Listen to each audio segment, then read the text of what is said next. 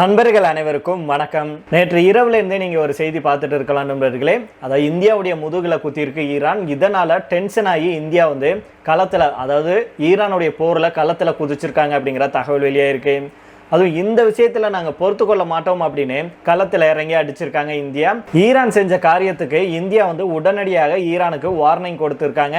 இதை பத்தியும் நம்ம இந்த வீடியோல தெரிஞ்சுக்கலாம். அதை தொடர்ந்து கடைசியாக பாத்தீங்க அப்படின்னா ஈரான்லயே இப்போ ஒரு மிகப்பெரிய சண்டை நடந்திருக்கு. அதாவது அவங்களுக்குள்ளேயே ஒரு அதிகார சண்டை நடந்துட்டு இருப்பதாக தகவல் வெளியாயிருக்கு. அதை பத்தி நம்ம இந்த வீடியோல தெரிஞ்சுக்கலாம். அதுக்கு முன்னாடி நம்முடைய சேனலை சப்ஸ்கிரைப் பண்ணலன்னா மறக்காம சப்ஸ்கிரைப் பண்ணிக்கோங்க. புதுசாக பார்த்துட்டு இருக்கும் பல நண்பர்கள் நம்முடைய சேனலை சப்ஸ்கிரைப் பண்ணாமலே பார்க்குறீங்க. நீங்களாம் சப்ஸ்கிரைப் பண்ணிவிட்டு அந்த பெல் ஐக்கானை கிளிக் பண்ணிக்கோங்க. அதே போல் ஃபேஸ்புக், இன்ஸ்டாகிராமில் நம்ம தொடர்ந்து வீடியோக்கள் போட்டுட்டு இருக்கோம். அங்கேயும் நம்முடைய வீடியோக்களை பார்த்து நம்முடைய பேஜுக்கு ஃபாலோ பண்ணி உங்களுடைய சப்போர்ட்டை கொடுங்க. ஹார்முஸ் நீரிணையில் பயணித்த இந்திய கப்பல் மீது ஈரானுடைய புரட்சிகர காவல் படையினர் துப்பாக்கி சூட்டை நடத்தியிருக்காங்க. இது குறித்து டெல்லியில் இருக்கும் ஈரான் தூதரை நேரில் அழைத்து மத்திய அரசு கடுமையான கண்டனத்தை தெரிவிச்சிருக்காங்க, கண்டித்து அனுப்பிச்சிருக்காங்க. ஈரான் போரால பாதிக்கப்பட்ட போது இந்தியா தன்னால் முடிந்த உதவிகளை செஞ்சது. இப்படி இருந்தும் இந்திய கப்பல் மீது தாக்குதல் நடத்துறது முதுகுல குத்துறதுக்கு சமம். அதனால இந்த விஷயத்துல இந்தியா பார்த்துட்டு சும்மா இருக்க மாட்டோம் அப்படின்னு கடுமையான எச்சரிக்கை விடுத்திருக்காங்க. ஹார்முஸ் நீரிணையில இந்திய கொடியுடன் பயணித்த 2 கப்பல்கள் மீது நடத்தப்பட்ட துப்பாக்கி சூடு சம்பவம் குறித்து நேரில் விளக்கமளிக்க டெல்லியில் இருக்கும் ஈரான் தூதருக்கு இந்திய வெளியுறவு அமைச்சகம் அழைப்பு விடுத்தாங்க. இந்திய வெளியுறவு செயலாளர் ஈரான் தூதரை சந்திச்சு இந்த சம்பவம் குறித்து இந்தியாவுடைய ஆழ்ந்த கவலையையும் கண்டனத்தையும் தெரிவிச்சிருக்கிறாரு. மேலும் இந்த சந்திப்பின் போது வர்த்தக கப்பல்கள் மற்றும் மாலுமிகளுடைய பாதுகாப்புக்கு இந்தியா அளிக்கும் முக்கியத்துவத்தை வெளியுறவு செயலாளர் சுட்டிக்காட்டியிருக்கிறாரு. இதுக்கு முன்னாடி இந்தியாவுக்கு வரும் கப்பல்கள் பாதுகாப்பாக கடந்து செல்ல ஈரான் உதவியதை நினைவு கூர்ந்த அவர் மீண்டும் அது போன்ற பாதுகாப்பான சூழலை ஈரான் உருவாக்க வேண்டும் அப்படின்னு அவர் சொல்லியிருக்கிறாரு.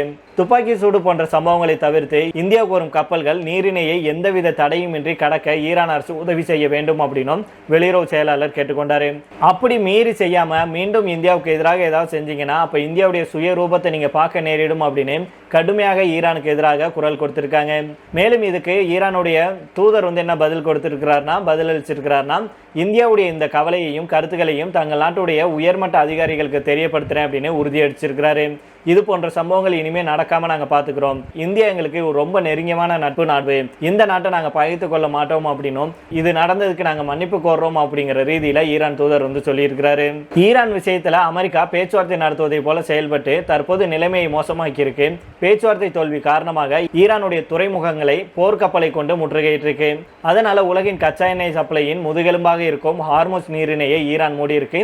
இந்த பின்னணியில தான் இந்திய கப்பல்கள் மீது தாக்குதல் நடத்தப்பட்டிருக்கு அப்படிங்கிறது குறிப்பிடத்தக்கது. இந்த நிலையில தான் இதனால கோபமான நம்முடைய மத்திய அரசு இந்தியாவுக்கான ஈரான் தூதரான முகமது ஃபத்தாலியை நேரில் அழைத்து சம்மன் வழங்கி வார்னிங் செஞ்சிருப்பதாக தகவல்கள் வெளியாயிருக்கு. அதாவது ஈரானுக்கும் அமெரிக்காவுக்கும் இடையிலான போர், இஸ்ரேல் லெபனான் இடையிலான மோதல் உள்ளிட்டவை அடுத்தடுத்து முடிவுக்கு வந்துச்சு.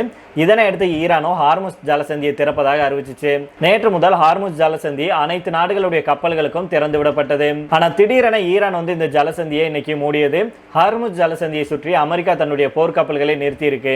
இந்த கப்பல்கள் பிற நாடுகளுடைய கப்பல்களுக்கு பாதுகாப்பு வழங்கிட்டு வருது அப்படின்னு சொல்லியிருந்தாங்க. இதுக்கு ஈரான் எதிர்ப்பு தெரிவித்தது. போர்க்கப்பல்களை அங்கிருந்து திரும்ப பெற சொன்னாங்க. ஆனா அமெரிக்கா கேட்கல. இதனால கோபமான ஈரான் ஹார்முஸ் ஜலசந்தியை மீண்டும் மூடுவதாக அறிவிச்சாங்க. அது மட்டும் இல்லாம ஹார்முஸ் ஜலசந்தி மூடப்பட்டிருக்கிறதுனால பிற வணிக கப்பல்களும் ஹார்முஸ் ஜலசந்தியில நுழைய அனுமதி இல்லை. மீறினா தாக்குதல் நடத்தப்படும் அப்படின்னு ஈரான் தெரிவிச்சாங்க. ஆனா ஹார்முஸ் ஜலசந்தி திறந்து வைத்திருப்பதாக நினைத்து பல கப்பல்கள் அதை கடந்தது. அப்போதுதான் ஈரான் நாட்டில் செயல்பட்டு வரும் ஈரானுடைய புரட்சிகர காவல் படையினர் இன்று பல வணிக கப்பல்கள் மீது துப்பாக்கி சூடு நடத்தியிருக்காங்க. இதுல இந்தியாவுடைய கொடியுடன் பயணித்த 2 கப்பல்கள் மீது துப்பாக்கி சூடு நடத்தப்பட்டதாக சொல்லப்படுது. இந்த நிலையில தான் ஈரானுக்கு இந்தியா கடுமையான வார்னிங்கை கொடுத்திருக்காங்க. இன்னொரு பக்கம் பார்த்தோம்னா நம்முடைய நாடு ஈரானும் ஒரு நல்ல நட்புல இருக்காங்க அப்படின்னே சொல்லலாம். போர் தொடங்கி ஹார்முஸ் ஜலசந்தியை ஈரான் மூடினாலும் கூட நம் நாட்டின் கப்பல்களை அவ்வப்போது அனுமதிச்சுட்டு வந்தாங்க. ஆனா இன்னைக்கு திடீரென 2 இந்திய கப்பல்களை நோக்கி ஈரான் துப்பாக்கி சூடு நடத்தி இருக்கிறது பெரும் பரபரப்பை கிளப்பியிருக்கு. மேலும் நம்முடைய நாட்டுக்கு வர வேண்டிய கப்பல்கள் ஹார்முஸ் ஜலசந்தி அருகே கடல்ல தவிச்சிட்டு வருது. இப்பேற்பட்ட சூழல்ல தான் ஈரான் தூதர் முகமது ஃபத்தாலிக்கு நம்முடைய மத்திய வெளியுறவு அமைச்சகம் சம்மன் வழங்கி இருப்பதாக தகவல்கள் வெளியாயிருக்கு. அதே போல மத்திய கிழக்கிலிருந்து இந்தியா நோக்கி கொண்டிருந்த 3 கச்சா எண்ணெய் கப்பல்கள், 1 சரக்கு கப்பல்கள் ஹார்முஸ் ஜலசந்தி அருகே திடீரென யூட்டன் போட்டிருக்கு. வந்த வேகத்தில் இந்த 4 கப்பல்களும் மீண்டும் திரும்பி சென்றுள்ள நிலையில அதன் பின்னணி குறித்த திடுக்கிட திடுக்கிட வைக்கும் தகவல்கள் வெளியாயிருக்கு. அதாவது ஹார்முஸ் ஜலசந்தி வரைக்கும் வந்த இந்தியாவுடைய 4 கப்பல்கள் திரும்பி சென்றதாக தகவல்கள் வெளியாயிருக்கு. இந்தியாவுடைய கொடியுடன் 4 கப்பல்கள் ஹார்முஸ் ஜலசந்தியை நெருங்கி இருக்கு.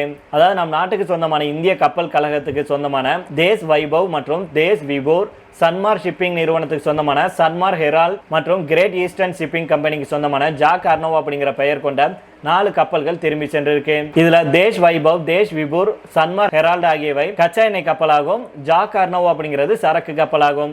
ஹார்முஸ் ஜலசந்தியை மூடுவதாக ஈரான் அறிவிச்சதோடு மட்டும் இல்லாம ஹார்முஸ் ஜலசந்தியை கடக்கும் கப்பல்கள் மீது தாக்குதல் நடத்தப்பட்டிருக்கு. இதனால அச்சமடைந்த நம் நாட்டுக்கு வர வேண்டிய 4 கப்பல்கள் திரும்பி சென்றிருக்கு.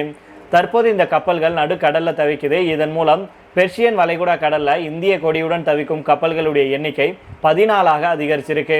இதை பிரிட்டன் கடல்சார் வர்த்தக செயல்பாடுகள் பிரிவு உறுதி செஞ்சிருக்காங்க. இது பற்றி ஈரானுடைய புரட்சிகர பாதுகாப்பு படை நடத்திய துப்பாக்கி சூடு காரணமாக 4 இந்திய கப்பல்களும் திரும்பி சென்று இருக்கலாம் அப்படின்னு தெரிவிச்சிருக்காங்க. இதற்கிடையில தான் இந்த சம்பவத்தால மத்திய அரசு கடும் அதிர்ச்சி அடைஞ்சிருக்கு.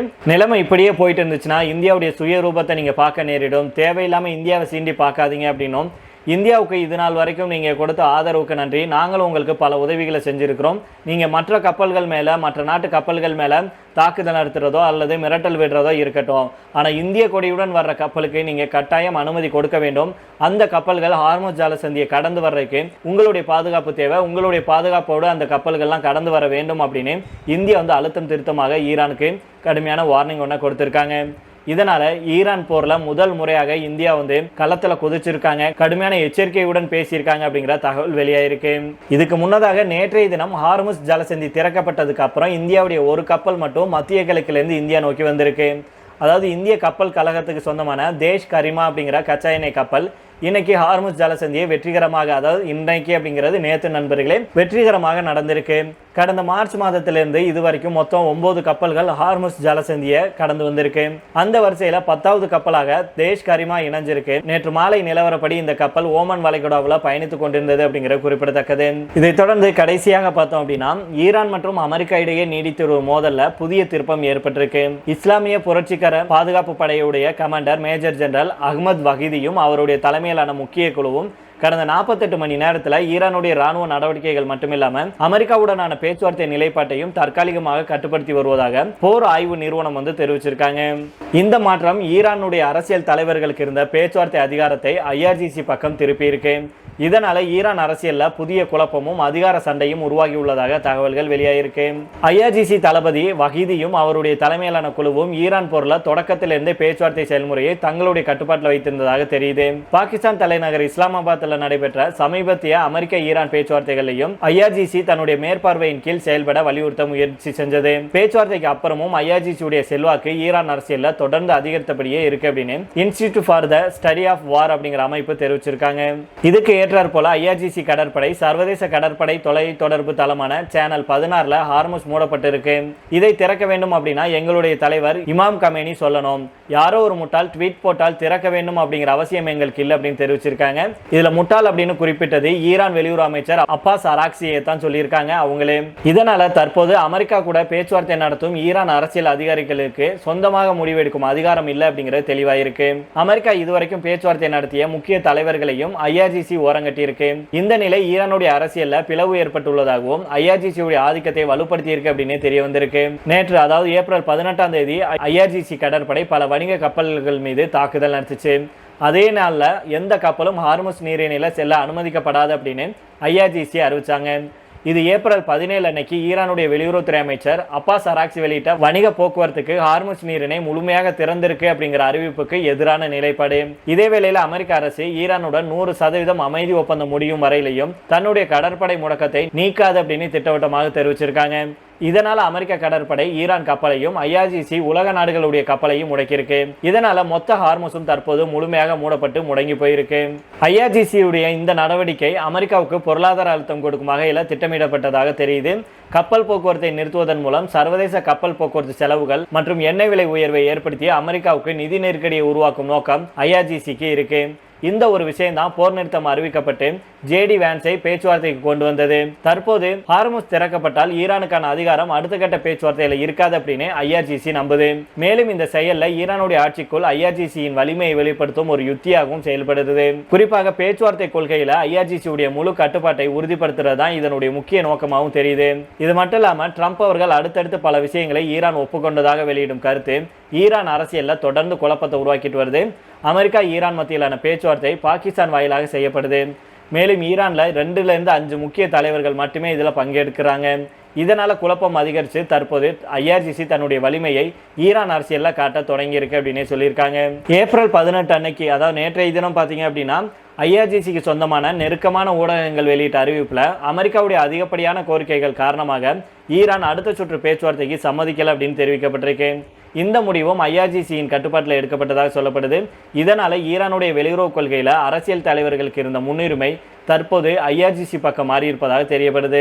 ஈரானுடைய இந்த நடவடிக்கைகளுக்கு அமெரிக்கா உடனடி பதிலடி கொடுத்திருக்காங்க. அமெரிக்க கடற்படையுடைய ஈரானுடைய துறைமுகங்கள் மீதான தடை இன்னும் அப்படியே நீடிக்குது. அமெரிக்க மத்திய தளபதி தெரிவித்ததுபடி ஏப்ரல் 17 மற்றும் 18 இடையில 2 கப்பல்களை திருப்பி அனுப்பியிருக்காங்க. தடை நடவடிக்கை தொடங்கியதிலிருந்து இதுவரைக்கும் மொத்தம் 23 கப்பல்கள் திருப்பி அனுப்பப்பட்டிருக்கு. ஆக மொத்தத்துல ஈரானுடைய ராணுவத்துக்கும் ஈரான் அரசாங்கத்துக்கும் இடையே இப்போ முட்டல் மோதல்கள் ஏற்பட்டிருக்கு. இதனாலதான் நீ என்ன சொல்றது நான் என்ன கேட்கறது அப்படிங்கிற ரீதியில ராணுவத்துக்கும் அரசுக்கும் இடையே ஒரு மிகப்பெரிய பஞ்சாயத்து ஓடிட்டு இருக்கு. இதன் அடிப்படையில தான் இந்திய கப்பலை திருப்பி அனுப்புனது, இந்திய கப்பல் மேல தாக்குதல் நடத்தினது அப்படின்னு தகவல்கள் வெளியாயிருக்கு. இவங்களுக்குள்ள ஒரு ஒற்றுமை இல்லாம தான் யார் என்னன்னு பார்க்காம இந்திய கப்பல் மேல தாக்குதல் நடத்தியிருக்காங்க அப்படிங்கிறது தெல்ல தெளிவா இப்போ தெரிய வந்திருக்கு. அதனால பொறுத்திருந்து பார்ப்போம் நண்பர்கள், என்ன நடக்குது அப்படின்னு. இந்த மோதல், இந்த பிரச்சனை எல்லாம் முடிவுக்கு வருமா அல்லது இது நீண்டு கொண்டே போகுமா அப்படிங்கிறத வரும் காலங்களில் நம்ம தெரிஞ்சுக்கலாம். இப்போ இதோட நம்ம இந்த வீடியோ முடித்துக் கொள்ளலாம். இதை பற்றி உங்களுடைய கருத்துக்களை கீழே உள்ள கமெண்ட் பாக்ஸில் சொல்லுங்கள். மீண்டும் நாளை வேறொரு செய்திகளுடன் உங்களை சந்திக்கிறேன். நன்றி, வணக்கம்.